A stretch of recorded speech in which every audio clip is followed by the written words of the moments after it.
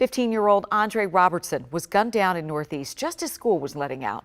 Katie Lusso is live at MPD headquarters with some new insight into this tragedy. Katie?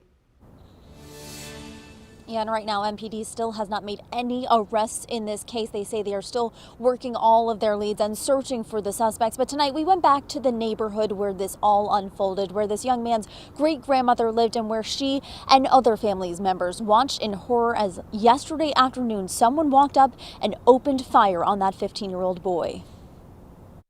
24 hours later, a sense of quietness at this home on the 500 block of 48th Place, where yesterday afternoon, 15-year-old Andre Robertson Jr. was shot and killed. Some coward just came through here and murdered my little grandson for no reason. It happened on this porch at 3:30 in the afternoon. The entire family witnessed it, and it's tough because the community witnessed this as well. Reverend Vince Van, the ANC, says as the shooting happened, a school bus full of kids was pulling up across the street. Young kids have to process the fact that they were on a school bus and the shooting took place, and today they had to go back to school. Friday, an MPD officer was there as kids were again dropped off. School staff waited as parents grabbed their kids and rushed them home. But our community really has been shaken by this. Reverend Van says the family is not staying at the home. He met with Andre's great-grandmother, Sadie, Friday morning. We prayed on her porch. He says the entire family is still trying to make sense of it all, as is the community, who he says has lost too many young lives to violence. The same resources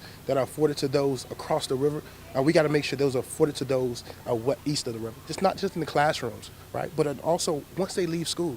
What are those out-school programs? What are those right now behavior specialist programs? This as a family prepares to say their final goodbyes to a 15-year-old boy lost to gun violence on the steps of his great-grandmother's home. Grandma Sadie, she's in her 90s, and now she's going to have to look at her 15-year-old and realize that she outlived a 15-year-old. And he says that Robertson's family is a family of faith, and right now they are praying for justice. Now, again, police have not made any arrests in this case. If you have any information, you are asked to come forward, and again, you can remain anonymous. Outside Metropolitan Police Department headquarters, I'm Katie Lusso, WUSA 9.